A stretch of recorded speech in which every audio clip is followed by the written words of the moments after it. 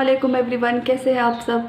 तो आज जो चीज़ हम बनाने जा रहे हैं वो है मटन चॉप्स, जिसके लिए हमें ये सिंपल इंग्रेडिएंट्स चाहिए। तो चलिए स्टार्ट करते हैं।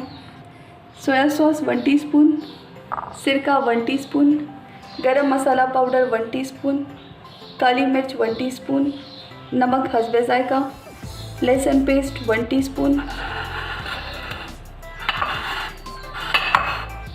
Chilli powder 1 teaspoon, chilli flakes 1 teaspoon, 1 tablespoon lemon juice,